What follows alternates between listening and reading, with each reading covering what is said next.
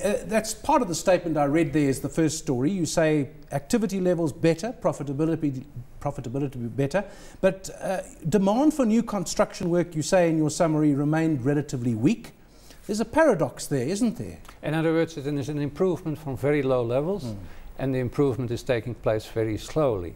At the same time, it is not a flash in the pan, apparently. When we then look back over the recent quarters, we see a distinct cyclical recovery starting to take place. We see it reflected in tender price competition already for the past 2 years, in the way it is easing. We find the activity levels rising for the last 5 quarters. And then the index itself now rising already for 3 quarters. Yes, there is a strong cyclical indication of improvement taking place, but we emphasize that it's proceeding very slowly at very low levels of activity, but you have to start somewhere. So a slow cycle.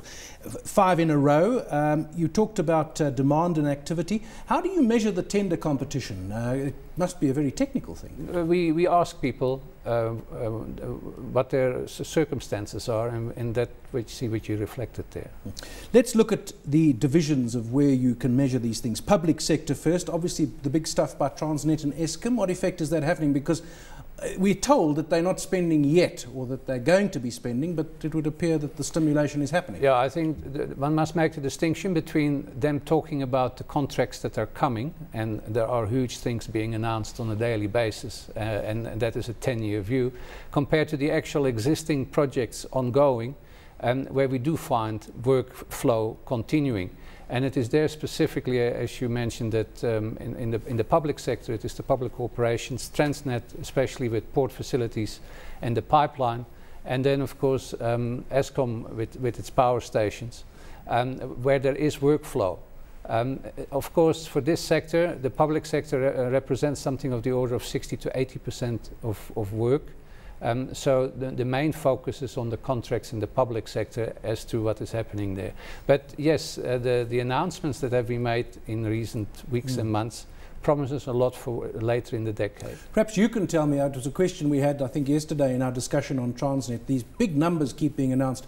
I'm sometimes a little puzzled as to whether these are combined numbers from previous announcements and which of them are entirely new, because if you add them all up, it becomes almost impossible. So clearly there's some double counting there. It sounds very dramatic. Do you manage to separate that? I respond to the numbers in the way that you're doing. We have a 300 billion number on the table for Transnet over a 7-year period, and that presumably is money that has to be spent. And that is essentially the workload you're going to find from Transnet over the next 7 years. That's how I interpret it.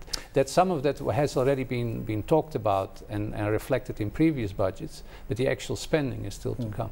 Also, government doesn't include just those big companies, but it's municipalities where there's infrastructure work. There's a huge amount of infrastructure work, of course, and perhaps not the capacity always to do it. Is that spending happening? It is happening, but as we know from the Minister of Finance, in terms of his budget speech, they don't necessarily spend their entire budgets.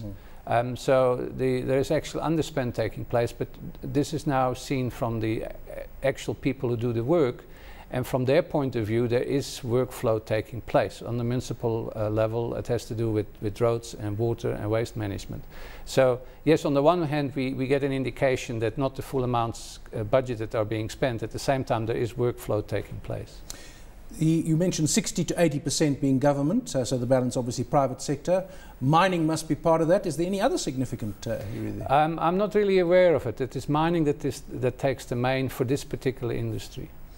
You talk about high commodity prices and coal demand. Of course, now there's a knock-on thing which isn't always appreciated. When those power stations are finished, there's going to be more coal required, and that reflects it. Yeah, in other words, this is the second level. This is the spillover effects that you see taking place in terms of the major infrastructure expansion that Seckam is planning, and you find the mining industry preparing for that. You also say improved activity levels not translating into job creation. That doesn't sound surprising because we've had growth in sectors without job creation. Why is it that if there's more activity, there isn't more employment? Yes, but that's where I emphasize it is a very slow coach that we have here. So although we indicate there is improvement taking place in the sector, it is from low levels at a slow pace, and they basically can do that with their existing labor. I think we have to be later in the cycle, later in the decade, for the larger projects, the new projects that everybody's talking about to come through, for the industry really to gear up. In fact, this week there was again news that existing companies in this sector lay off certain types of skills because there's not a full utilization. So it remains very early in the cycle. A couple of days ago we were talking about the AdCorp numbers and the laying off of people in the construction sector because of the rule about labour brokers and 6-month employment. Are you concerned about that in the construction sector? Because some of the companies are saying this is going to be very tricky for them. It may be. I am specifically focusing on the survey in the way people respond to the questionnaire, and we don't go to that kind of level of detail. My insights at this point in time are limited to what they tell us via the survey. And your numbers, 21 up to 34 in the first quarter of this year, where does that number get to in terms of a piece of string? Where's it It is good? still very depressing. In other words, 21 was in fact a low. At 34, only 1 in 3 are indicating satisfaction with business conditions. 2 out of 3 still saying they're not satisfied with business conditions. That's not good yet. No, but at the peak of the cycle, which this industry basically had in 2008, you get up to 90% of them indicating being satisfied with conditions. So ask me this question again in about 5-6 years' time, and we should be at similar kind of levels, given the kind of stories we hear specifically out of the public sector. Well, I'll make a note to ask you that in for 5-6 years' time. That was Cees Bruggemans, Chief Economist at FNB.